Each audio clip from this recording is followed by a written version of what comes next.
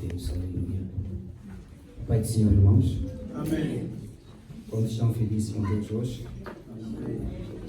Quantos estão felizes na casa do Senhor hoje? Amém. Glória a Deus. Eu fico muito feliz quando eu vejo irmãos tão alegres, prontos para ouvir, estudar, aprender, meditar a palavra do Senhor. Amém? Então, vamos colocar em pé, reverência à palavra do Senhor para podermos ler. Vamos orar pelas crianças que vão para a classe. Traga as crianças para receber a oração. Glória a Deus. Irmão, não feche com os olhos. Com a cabeça, fechar os olhos, amém? Vamos orar pelas nossas crianças que vão para a classe para receber a aulinha deles. Glória a Deus. Pode orar. Graças te damos, Pai, na tua presença nesta manhã, Senhor. Mais uma vez, Senhor, nós pedimos, Senhor, Pai, a tua presença, Senhor, Pai, para poder, Senhor, providenciar a tua divina para essas crianças, professores, Pai. Estarão, Senhor, Pai, dando aula, Senhor, Pai, essas meninas e meninos, Senhor, tua presença, Espírito Santo. Pai, direcionamos poder, Pai, a sombra do potente, para a tua presença, Espírito Santo. A onisciência, Senhor, Pai de Deus, possa se revelar, Senhor, Pai, sobre esta classe, Senhor, Pai amado. Abençoar, Senhor, Deus Pai, tudo poderoso, Senhor, Pai amado. Pai, nós pedimos a graça do nome, Senhor, Pai, que possa reverenciar graça sobre esses professores, as suas mães e as crianças, Senhor. Abençoa, Espírito Santo querido, Pai. Te pedimos, te pedimos, Senhor, Pai, agradecemos. Hoje e sempre, em nome de Jesus, nosso Deus, Pai. Amém. Glória a Deus. Pedimos a igreja para se abrirmos comigo a Bíblia. Evangelho de Mateus.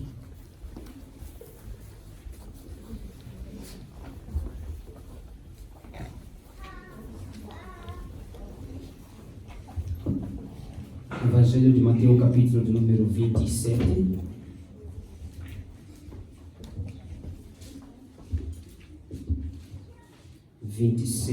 De Mateus, vou começar aqui a ler no versículo 3, 4 e 5.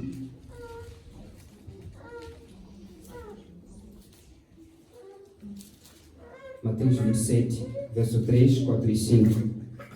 Assim diz a palavra do Senhor. Estão lá, igreja? Amém. Amém. Assim diz a palavra do Senhor.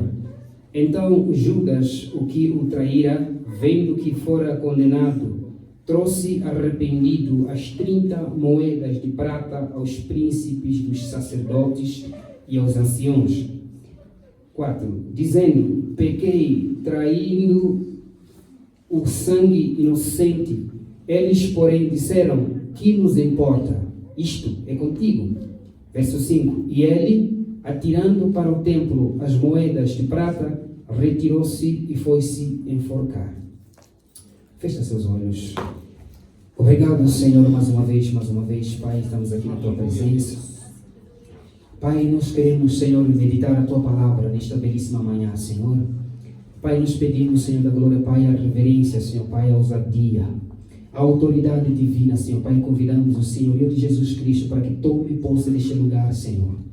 Pai, todo demônio, Senhor, Pai Santo, que tenta infiltrar para poder, Senhor, Pai, neutralizar a consciência dos Teus servos, dos Teus filhos, Senhor, Pai, nesta manhã, eu neutralizo agora mesmo, em nome de Jesus. Pai, eu penso a direção certa, Senhor, Pai, para podermos, Senhor da glória, caminharmos, Pai, nesta fé, nesta santa palavra, Senhor. Pai, venha direcionar, Senhor, Pai, no nome santo de Jesus. Eu te peço, Senhor, Pai, nesta manhã, Senhor. Fala conosco, Jesus, fica conosco, Senhor, Pai, até na eternidade, no nome santo de Jesus. Te pedimos, te glorificamos. A igreja diz? Amém. Os que podem tomar seus assentos.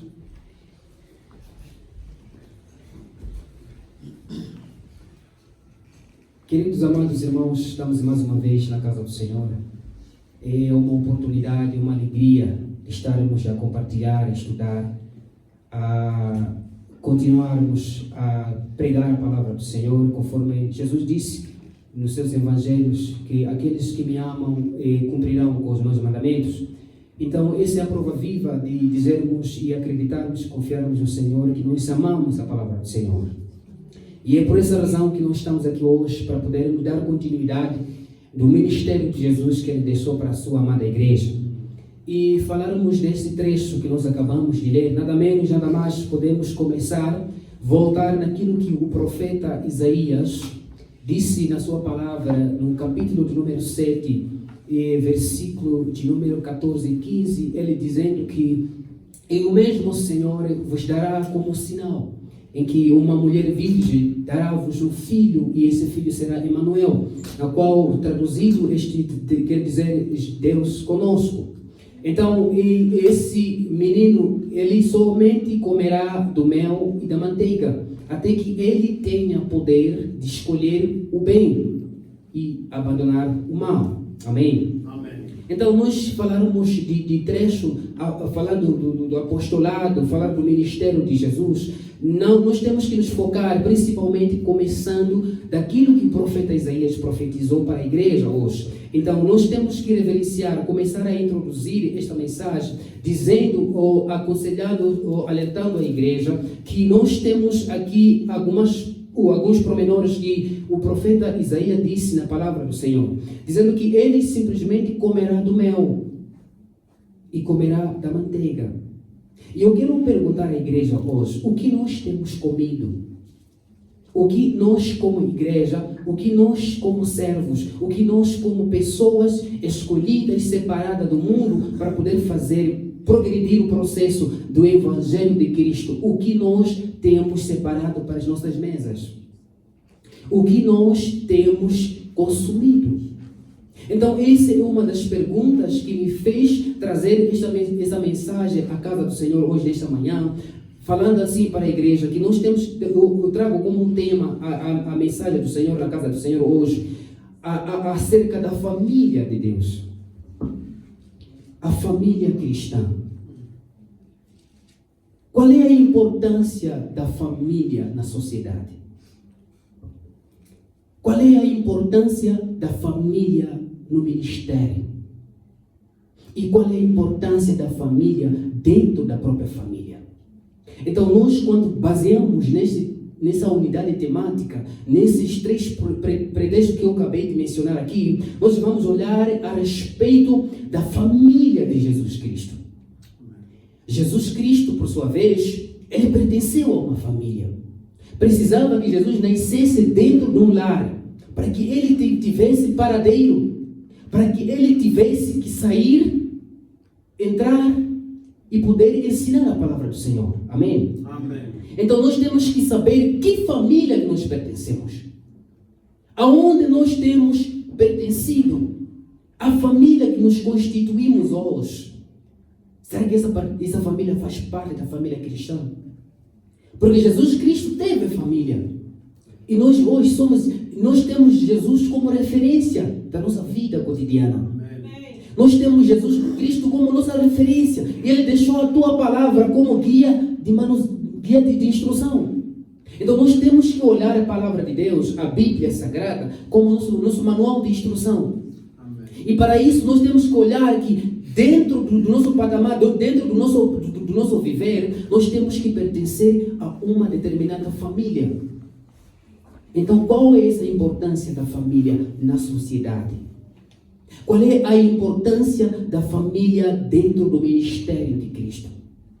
E qual é a importância da família dentro da própria família? Irmãos,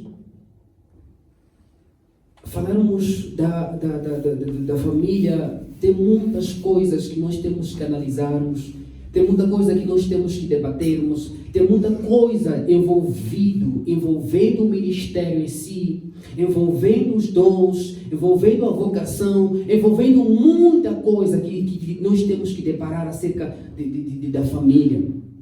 Mas eu quero aqui mencionar algumas coisas que nós temos como referência para podermos aprender de Deus.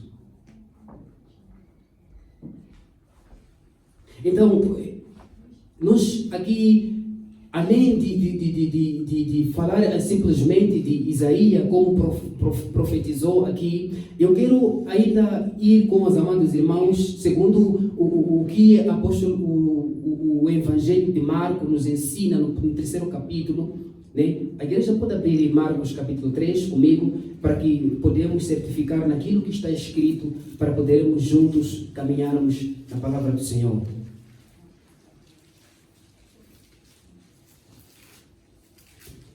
Marcos capítulo 3, versículo de número 13. Aí no Mateus é só folhear mais uma folha, já estás no Marco, logo a segunda folha, já estás no terceiro capítulo, certo?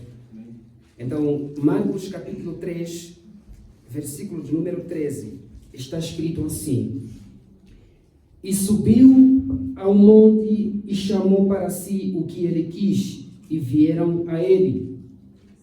E nomeou 12 para que estivesse com ele e os mandasse a pregar.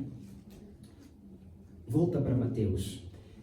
Irmãos queridos, o Evangelho de Marco nos ensina uma coisa tão tremenda, que Jesus Cristo, para que ele pudesse cumprir com seu Evangelho, Jesus Cristo pudesse cumprir com seu ministério, ele como Senhor e Salvador de nossas vidas, ele precisava primeiramente subir para poder escolher a quem ele quisesse para que o servisse. Então, nesse pretexto, nós vamos aprender algo extremamente extraordinário, segundo o Marcos. O Marcos nos dá uma referência tão grande que Jesus Cristo, para poder escolher os discípulos, a família que ele queria que fizesse parte do seu ministério, ele tinha que subir para o monte para que pudesse olhar e escolher. Aqui Marco nos ensina a respeito de duas vontades divinas. Ele fala da vontade directiva e da vontade permissiva. Então, Jesus Cristo, primeira coisa, ele cumpre a vontade directiva, ele soube usando uma direção, mostrando para a igreja hoje que maior é aquele que está em cima do que aquele que está embaixo. Amém. Então nós temos que perceber que para pertencer a uma certa família, nós temos que olhar para o outro ângulo da vida, conforme Jesus Cristo fez. Então Jesus Cristo, ele subiu para o monte. Após ele ter subido ao monte, ele olhou para baixo. E ele, quando olha para baixo, ele cumpre uma vontade chamada vontade permissiva. Ele olha para homens coléricos. Ele olha para homens sanguinários. Ele olha para homens fleumáticos. Ele também olha para homens melancólicos. Mas para si, ele permitiu a vontade permissiva e escolheu para si homens cheios de defeitos, homens cheios de temperamentos inadequados no ministério, homens cheios de falhas, homens cheios de rancor, assim posso mencionar.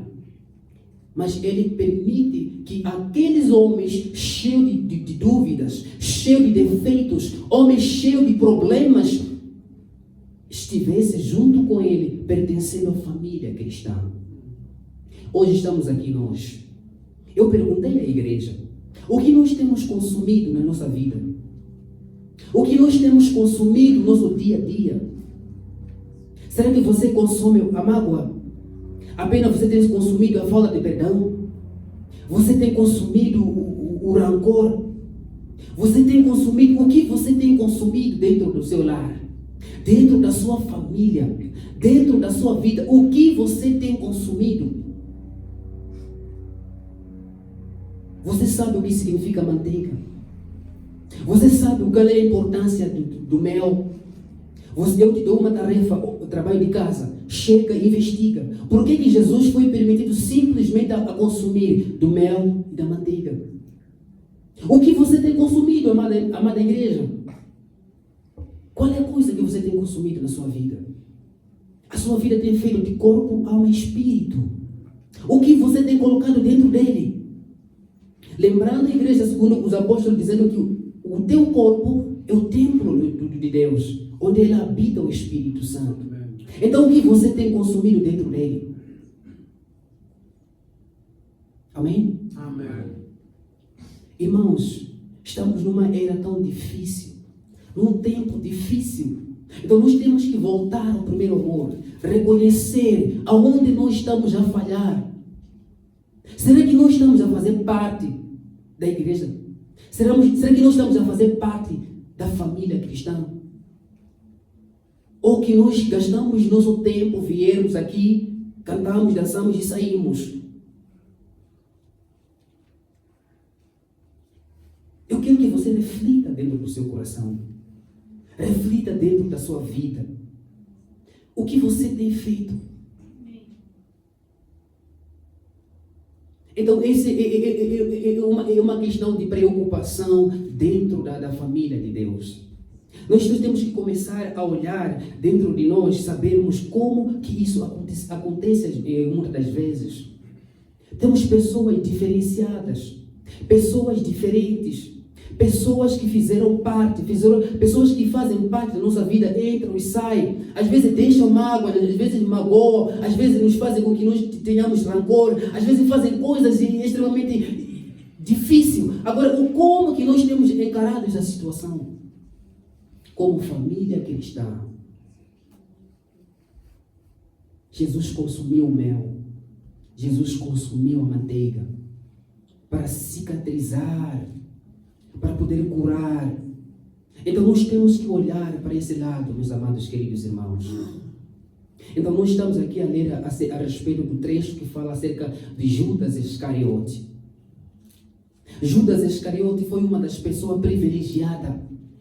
Em Lucas capítulo 9, verso 1 e 2, diz que Jesus Cristo, após ter chamado entre eles 12 discípulos, ele os deu poder para poderem irem pregar, repreender e expulsar demônios e curar os enfermos. E Judas Iscariote estava junto com os discípulos. Era uma das pessoas que participou nos milagres feitos a Jesus, na multiplicação de pães. Judas Iscariote também estava lá. Ele também pegou os cestos e serviu as demais pessoas. Judas Iscariote também participou na transformação de água em vinho. Judas Iscariote participou em muitos outros assuntos ligados a assuntos espirituais, ministério de Jesus. Mas ele pertencia à família cristã? Ele pertencia à família cristã. Então hoje, você também pertence à família cristã? Então esse é um problema que nós temos que sanar dentro da igreja. Há pessoas que estão dentro de nós, aprendem, estudam a palavra, ouvem os ensinamentos, têm tudo para dar certo na vida deles, mas eles estão a omitir o pecado dentro deles. Judas Iscariote, amada igreja, teve privilégios que nós não temos hoje. Ele presenciou milagres pessoalmente com Jesus. Ele também teve, na instrução dos fariseus, ele também estava lá. Os ensinos que Jesus Cristo, as boas aventuranças, ele também estava lá. Todos esses ensinamentos, nessa faculdade de 3 anos do ministério de Jesus, ele também estava lá. Mas aonde que falhou como família cristã? Não renunciar ao seu pecado. Então, há certo momento que nós temos que olhar dentro de nós. O que nós estamos a consumir? O que está a embatar o nosso coração? O que tem entrado dentro de nós para nos gastar nossa energia, para nos gastar nosso tempo, para poder nos gastar aquilo que o Senhor quer que nós façamos aqui na terra? Judas Iscariote teve maior privilégio de aprender na melhor faculdade teológica, junto com Jesus Cristo, o mestre da palavra. Mas aonde que falhou o ministério de Judas? Judas era apóstolo. Judas Iscariote era apóstolo. Onde que falhou? O que ele consumiu contaminou a vida dele. Ele, quando fez a aliança com os fariseus, com aqueles sacerdotes, aquele lá, de tipo, eu vou te dar dinheiro, então nos indica a pessoa. Ele não foi renunciar diante de Jesus. Poderia ele ter renunciado a Jesus, que eu tem pessoas lá fora que estão me dizendo isto e aquilo. Então o que eu faço, Senhor, com o meu mestre e instrutor? Mas ele omitiu este pecado. O pecado foi lhe consumido, deu a brecha a Satanás. Satanás entrou na vida dele e foi tomando posse da vida dele. A igreja hoje é divertida a respeito do ensino da vida do apostolado do Judas Iscariote.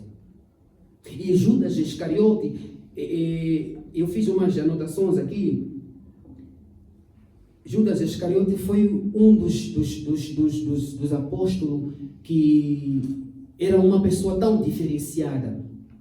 Né? Judas Iscariote foi uma pessoa diferenciada em algum momento. Nós temos que olhar, vamos olhar aqui Judas Iscariote como um cidadão único no Novo Testamento. Único cidadão no Novo Testamento que não nasceu na Judeia. Né? Ele não nasceu junto com outros apóstolos, segundo as escrituras bíblicas aqui, dizem que Judas foi o único que não nasceu na Galileia. Então ele nasceu numa região chamada Queriote. Então essa sua forma diferenciada de ser, era uma pessoa assim, melancólica, se podemos dizer, uma pessoa, não sei, colérica, se podemos referir. Era uma pessoa diferente dos outros. Então quem era Judas Iscariote? Judas Iscariote era pescador junto com seu irmão André, que por outra vez eles tiveram que fazer associação com Tiago e João, os filhos de Zebedeu. Então, esse Judas Iscariote foi uma pessoa tão diferenciada que quando eles olharam pela postura de Judas Iscariote, pela forma de ser do Judas Iscariote, eles delegaram as pastas de ser o tesoureiro do grupo. E ele foi guardando o dinheiro do grupo todo. Então, ele carregando aquela sacola de dinheiro, todo dia com sacola de dinheiro, como gestor financeiro, ele acabou tendo aquela ganância acima do normal. Então, ele acaba atraindo maldição para si. Então, ele começa a se alimentar daquilo que não é lícito diante do ministério ou da família cristã. Lembrando que Judas teve o privilégio de aprender, de ensinar, de ser chamado apóstolo, de ser dado o poder de ir curar os enfermos, de ir ministrar a palavra do Senhor. Conforme hoje temos aqui irmãos na igreja, ungidas, que servem na casa do Senhor, que fazem o trabalho do Senhor, que estão aqui dedicando a sua vida na casa do Senhor, mas eles acabam estragando o seu ministério pela ambição. Por achar ser tão especiais que forem, estragam o ministério deles. Amados queridos irmãos, maior é aquele que está em cima do que aquele que está embaixo. Amém. Então nós temos que olhar para nós. Nós somos grandes pecadores. Então nós temos que começar a olhar Jesus como nosso Senhor e Salvador. Amém. Nós temos que olhar Jesus como nossa referência. O que Jesus faria no nosso caso? Jesus aceitou ser cuspido. Jesus aceitou ser batido. Jesus aceitou ser despido, roupa, ser chicoteado. Então o que você tem consumido na tua vida? Você tem humildade? O que você tem se alimentado da vida? Essa é a maior pergunta que eu tenho para a igreja hoje.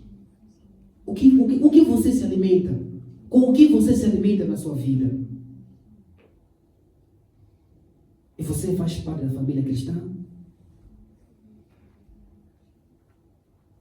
Ou você também é um dos Judas que está permitindo com que a missão entre e você acaba se perdendo? Você está a aprender a palavra do Senhor hoje. Você está aqui a se dedicar à vida hoje. Não deixe que Satanás entre e estrague o que você conquistou no reino dos céus. Não deixe que Satanás entre na tua vida e estrague tudo. E você comece do zero. Então nós temos que olhar para esse lado, meus amados queridos, que nós pertencemos a uma família cristã. Amém. Que nós temos que impactar a sociedade lá fora. A sua vizinhança é salva pela sua vida. A sua vizinhança, lá na sociedade, ela é liberta por si. Quando olham para si, eles conseguem ver Jesus na tua pessoa. Que família você pertence? Será que no ministério aqui dentro você faz a obra do Senhor? Está escrito lá, o apóstolo escreveu para Timóteo: aqueles que servirem bem como diácono na casa do Senhor, esse ganhará uma boa posição e confiança em Jesus Cristo. Será que como que você serve na casa do Senhor como uma família cristã? Então, esta é uma pergunta que eu quero colocar a você. Será que você faz parte dessa família? Será que você está servindo como deve ser? Então, cabe a você repensar e colocar a resposta dentro da sua boca, trazido do seu coração e da sua consciência. Então, nós temos que olhar para esse texto e pensar ainda mais. Amém? Amém. Então vamos ainda aqui no capítulo 27 de Mateus. Vamos agora falar aqui a respeito de 3, 4 e 5 versículos. Aqui como texto básico que nós lemos em Mateus capítulo 27, eu quero trazer para a igreja, né, o outro ponto essencial a respeito do porquê que eu trouxe esta mensagem para a igreja. Eu trouxe essa mensagem para a igreja para podermos juntos refletirmos daquilo que tem acontecido no nosso dia a dia. Como uma família cristã, nós temos encarado situações tão difíceis, nós temos encarado problemas, pessoas que nos lançam pedra, pessoas que nos apontam o dedo, pessoas que nos fazem isto e aquilo. Então nós, como uma família cristã, nós temos que nos posicionar no lugar em que Jesus Cristo Ele faria no nosso caso. Então, Jesus Cristo como nosso Senhor e Salvador, ou seja, Jesus Cristo como nosso Mestre. Então, Ele aqui nos ensina a respeito da palavra do Senhor em Mateus capítulo 27, versículo 3, que diz assim: então Judas, o que o traíra, vendo que fora condenado, trouxe arrependido as 30 moedas de prata para os príncipes dos sacerdotes e os anciãos. O primeiro ponto que eu quero aqui meditar com os amados irmãos é a questão da consciência. Judas Iscariote foi uma das pessoas que aprendeu a palavra do Senhor. Ele teve o privilégio de caminhar junto com Jesus Cristo. Ele teve mais tempo de aprender. Ele teve chance de decidir, de escolher de tudo que ele teve do melhor e do bem na vida dele. Agora, aqui ele traz a consciência dentro da sua vida. Então, Judas Iscariote, ele pensa, ele reflete a respeito do pecado que ele havia cometido. Então, Judas Iscariote, ele aproxima-se dos sacerdotes e anciãos e diz para ele: eu pequei. Não, eu pequei, o que eu fiz não é certo. Eu pequei, o que eu fiz não é certo. Então, a questão de Judas reconhecer é a questão da consciência.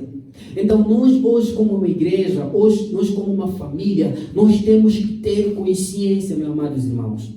Temos que ter consciência de saber o que nós fazemos dentro do ministério de Deus, o que nós fazemos como servos, o que nós temos feito dentro do nosso viver. Será que tudo que nós fazemos, contribuímos, participamos lá fora com os amigos, com as amigas, com companheiros, colegas, professores, será que aquilo contribui para a edificação de vidas? Será que tudo aquilo que nós temos feito, isso edifica para a casa do Senhor? Então, essa consciência que faz com que Judas reconhecesse e voltar a casa aos sacerdotes e pedir com que seja anulado o pecado que ele cometeu. A igreja hoje é divertida a ter essa consciência, mas já era tarde demais. Já era tarde demais. Eu quero pedir a todos, irmãos, para termos a consciência de reconhecer que somos pecadores. Para isso, nós temos que nos deleitar aos pés de Jesus, pedindo perdão dia após dia, de andar segundo os caminhos e seus preceitos, para podermos edificar nosso altar no reino do Senhor. Aleluia. É o que a Bíblia nos ensina. E a parte B, aqui fala a respeito dos sacerdotes. Quando tu leres e aprender a palavra do Senhor, você vai perceber que sacerdotes eram ou foram ou são pessoas que pertencem à tribo de Levi. E para isso eles são levitas. Então, o sacerdote, como a sua tarefa na vida ministerial, como família de Deus, sacerdote, ele tinha a missão específica com assuntos espirituais. Ele tinha a missão de ensinar o povo a respeito de Deus. Sacerdote, eles tinham entre eles a graça de levarem os povos, ou seja, eles tinham que se posicionar como intercessores a respeito dos pecados do povo a Deus. E o sacerdote também tinha tem mais um ponto aqui que eu anotei, ministrar os sacrifícios para cobrir o pecado. Então, os sacerdotes, em algum momento, eles tinham esse papel no ministério de ensinar o povo a respeito de Deus. Eles tinham que servir ou se posicionar como intercessores. E também de ajudar a fazer os sacrifícios para cobrir o pecado. Mas aqui Judas Iscariote, quando ele aparece aos sacerdotes para delegar o seu trabalho no ministério, o seu trabalho no corpo do Cristo, ou seja, no seu trabalho na família cristã, os sacerdotes negam de assumir o seu papel. E eu quero levar esse papel do sacerdote como família, como qualquer pai dentro de um lar, como sacerdote, mãe dentro de um lar, como sacerdotisa. Amém? Amém. Entenda o meu ponto de vista. Eu quero levar esse papel de sacerdócio e entregar para as famílias. Você, como membro, mãe ou pai de uma casa, de um lar, de uma família, o seu trabalho é interceder pela igreja, interceder pelas famílias, interceder pelos irmãos, um ao outro, como o Senhor fez por nós. Amém. Então, o seu trabalho, você, como agora toma a possibilidade de sacerdócio no teu lar, na tua família, você agora, o teu trabalho é ministrar os sacrifícios para cobrir o pecado. Como? Você tem que interceder por eles. Você precisa orar por eles. Você precisa se posicionar como o sacerdote para poder fazer o trabalho. Porque quando tu não se posicionar e não fazer o trabalho de sacerdócio na tua vida, há de haver mortes desnecessárias. Há de haver abandonos desnecessários. Há de haver pessoas que vão abandonar o ministério. Há de haver pessoas fracas na fé que vão deixar o ministério. O seu trabalho, você como sacerdote agora, pertencendo à família cristã, é trabalhar no sentido de levar essas casas, essas famílias, esses irmãos, aqueles vizinhos e outros da tua rua, a outros da tua igreja, para que serem salvos. E você sabe o que significa, o que quer dizer levitas? Levita são aqueles que levam a noiva para aproximar o noivo. Quando os levitas vêm cantar, faz com que a igreja seja uma congregação. Hinos congregacionais, cantando um com salmo, cantando um com louvor, um com profecia, um com dom de palavra, e isso levamos e nos aproximamos ao noivo, Jesus Cristo. Esse é o trabalho dos levitas. Esse é o trabalho, a tarefa delegada aos sacerdotes. Então você como levita hoje, o seu trabalho é aproximar a noiva do noivo. Será que você tem feito isso? Você, como uma família cristã, você tem feito isso? Ou a tua resposta também é essa dos sacerdotes aqui? O que tem isso a ver? O trabalho é contigo. Saia. Será que você tem se posicionado? Será que você tem pertencendo? Você tem feito o teu trabalho como sacerdote? Você tem feito o teu trabalho como levita? Aproximar a noiva do noivo. Está escrito aqui na Bíblia. O noivo vem buscar a sua noiva. E como vai buscar uma noiva? Alguém que está lá ímpio. Então você capacitado, ungido, você servo hoje, o teu trabalho é buscar a noiva para perto do noivo. Aquele vizinho que você vê ali na tua rua, evangeliza. Ensina a palavra. Coloca Jesus no coração dele e deixa que o Espírito Santo transforme a vida dele. Apenas você semeia a planta. Apenas você lance a semente no coração dele. Esse é o teu trabalho, delegado com a palavra do Senhor. Levitas, somos nós aqui hoje. Servimos para a edificação de vidas para os demais irmãos. Você lembra do lema da igreja? Edificamos vida para quem? Edificamos vida para quem? Então o teu trabalho é edificar vidas para Deus. Levar a noiva perto do noivo. Ensinando a palavra da verdade. Mostrando a eles o caminho. Que Jesus é a vida. Então este é o teu trabalho. Amém? Amém. Concorda comigo? Amém. Então fica já esse dever. Esse é o seu trabalho. Se você sair hoje aqui, fica sabendo, se você não cumprir, você peca contra o Senhor. O teu trabalho é levar a noiva ao noivo. Seu marido é convertido? Então leva ele ao noivo. A sua esposa é convertida? Leva ele. Os seus filhos são convertidos? Busca eles. Então seja referência tu para a sua casa. Seja referência você para o teu lar. Como uma família cristã. Baseada na palavra do Senhor. E o outro ponto que nós lemos aqui no verso 4, dizendo: pequei, traindo o sangue inocente. Eles, porém, disseram: que nos importa? Isto é contigo.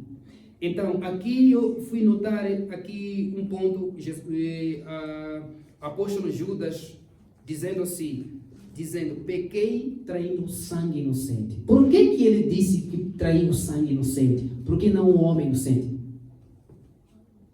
Porque ele tinha base, apostolado. Ele tinha ensinamento. Ele tinha conhecimento teológico da vida. Que o sangue é lá onde habita a alma.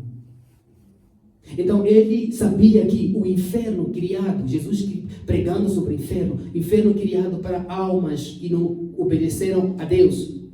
Aquelas pessoas que não puderam certificar, não puderam viver segundo aquilo que diz os preceitos, os mandamentos de Deus, viveram suas paixões na terra, fizeram a concupiscência, a soberba da vida. Todos aqueles que não contribuíram para a edificação do corpo de Deus, esses são para o inferno. Então Judas Iscariote, ele sabia o porquê, ele sabia o como, porque foi uma das pessoas instruídas. Pessoas que aprenderam a palavra de Deus, como hoje temos privilégio de aprender a palavra também. Ele disse aqui, pequei traindo sangue inocente. Por que não pessoa inocente? Porque ele sabia que a coisa essencial no reino de Deus é a tua alma. Porque o teu corpo volta lá para o topo. Amém? Amém. Então a coisa essencial, a importância da vida, de vivermos aqui na terra, é a tua alma. Ele sabe, ele sabia. Eu pequei contra um sangue inocente. Então, ele falando do sangue, já dá para perceber que ele tinha conhecimento bíblico. Ele era uma pessoa instruída. Então, será que hoje nós estamos a entregar pessoas inocentes para a morte? Quantas vezes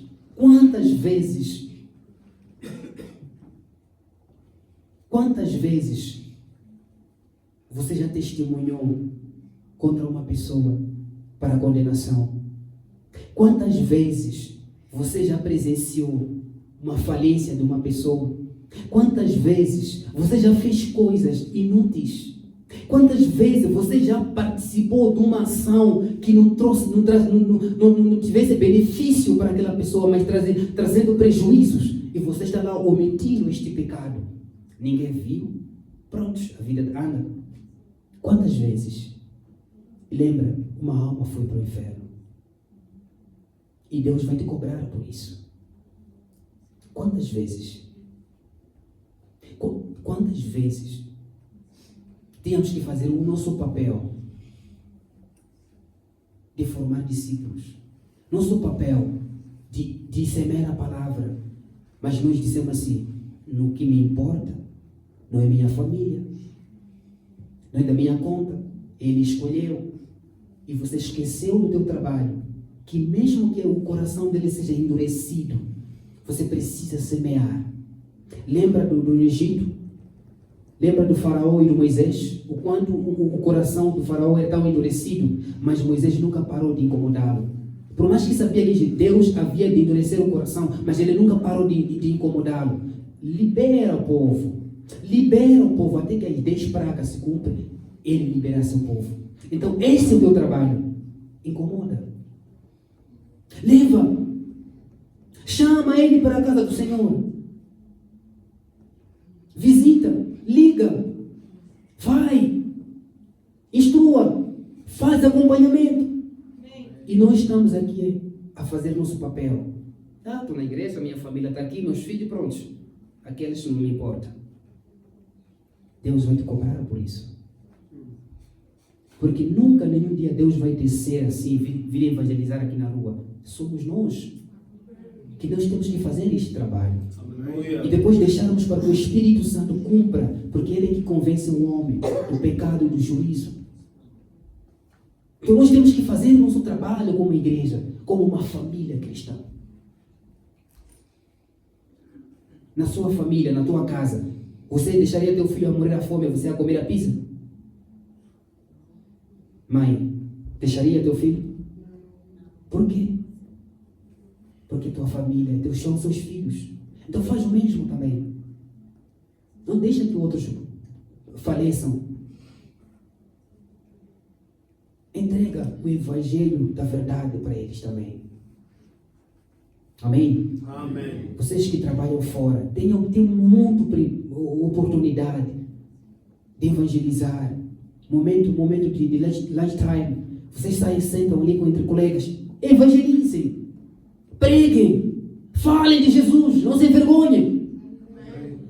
Aquele que se envergonhar, também eu terei vergonha no meu pai lá. Diz a palavra do Senhor. Então, preguem a palavra do Senhor.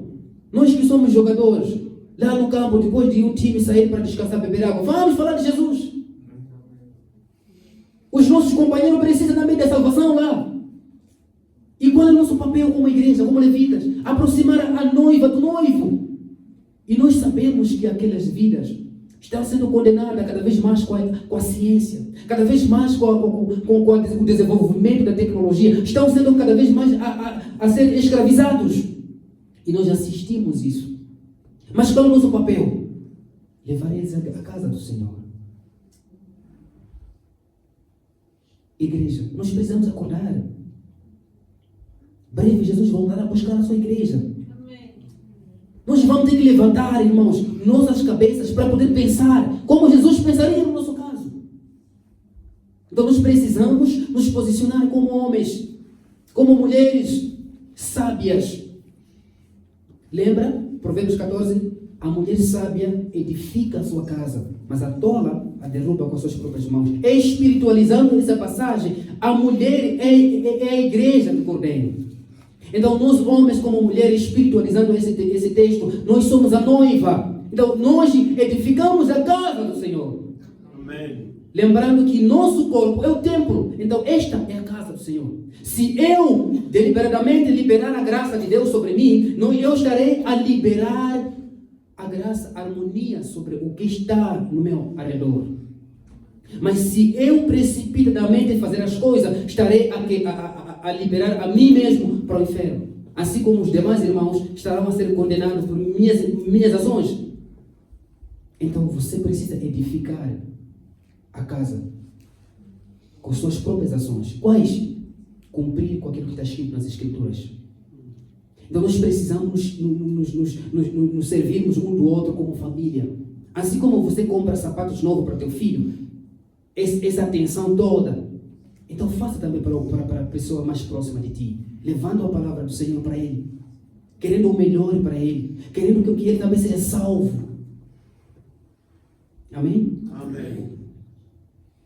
E no versículo 5 fala acerca da morte. E ele te atirada para o templo as moedas de prata, retirou-se e foi se enforcar. Sabe por que ele foi se enforcar? Porque esses sacerdotes não se posicionaram como o seu trabalho ministerial. Se eles tivessem escutado que não, pessoal, nosso trabalho é queimar os incensos para cobrir o pecado, não é? Então, pronto, vamos nos reunir. Vem, sai daqui. Qual é o teu problema? Ouve lá, aquilo já é tarde demais. Né? Já é tarde demais. Sai daqui, olha, essas moedas, aquilo. Pronto. Aconselhavam, faziam um acompanhamento e assim estariam a salvar uma vida. Mas uma vida foi ao inferno, suicidando-se, porque houve um abandono da parte dos sacerdotes. Houve uma rejeição da parte dos anciãos. Então nós hoje somos advertidos a não abandonar uma alma. Nós somos advertidos a não abandonar um servo, a não abandonar família, a não abandonar primos, tias. Nós temos que fazer acompanhamento, por mais que sejam duros de coração, nós temos que acompanhá-los, porque nós conhecemos a palavra da verdade. Amém. Nós conhecemos a palavra que salva. Nós conhecemos a pessoa que cura. Jesus é a pessoa que nos deu essa oportunidade, esse espaço. Nós temos que fazer com que a nossa família também seja salva. A morte é trágica, amados irmãos. Há morte porque há uma parte chamada abandono. Então nós temos que começar a repensar isto como família cristã. Amém? Amém. Fecha seus olhos. Eu quero fazer um convite especial. Fecha seus olhos onde você estiver. Reflete comigo. Fecha seus olhos. Eu quero fazer um convite especial. É duro sim, mas eu vou fazer ele. Você lembra daquele dia? Quantas vidas que já foram para o inferno? Quantas vidas que você já tirou da casa do Senhor? Quantas vidas que você já matou? Quantas pessoas que você já participou na vida delas? Você lembra? Mãe, pai, jovem, você lembra? Você foi testemunhar aquela tua amiga na clínica para fazer um aborto. Lembra? Uma vida foi para o inferno, porque você testemunhou este assunto. Você lembra? Você testemunhou para acompanhar a sua amiga para o curandeiro, para poder ganhar o marido da outra. Então o Senhor te dá uma oportunidade hoje para se arrepender. Você lembra? Você testemunhou. Você acompanhou, até mostrou um caminho de curandeirismo para a tua vizinha. Não, eu conheço um curandeiro lá. Você lembra? Então esse é o tempo certo para você refletir e retificar os pecados que você tem conquistado na tua vida. Irmãos, quantas vezes já pudemos fazer o melhor e não fizemos? Quantas vezes já participamos em assuntos tão trágicos e achamos que fosse algo normal? Acompanhaste tua amiga, tua vizinha, teu primo, tua prima para o curandeiro, mas você que participa na igreja. Você esqueceu de falar para ele que quando você obedecer, crer na palavra do Senhor, milagres acontecem. Mas você preferiu acompanhá-lo para o curandeiro. Lembra dessa ação que você participou? O Senhor te faz um convite hoje. Se você lembra desses outros pecados omitidos dentro de si, o Senhor te dá uma oportunidade de se ajoelhar diante dele, confessar, e serás tu perdoado, tu e a tua casa nesta belíssima manhã. O Senhor te dá uma oportunidade hoje, irmãos. Quantos de nós já participamos desses assuntos? A partir de hoje em diante, nós temos que começar a pertencer a uma família cristã. A família que faz a diferença. A família que foi escolhida para poder impactar o mundo.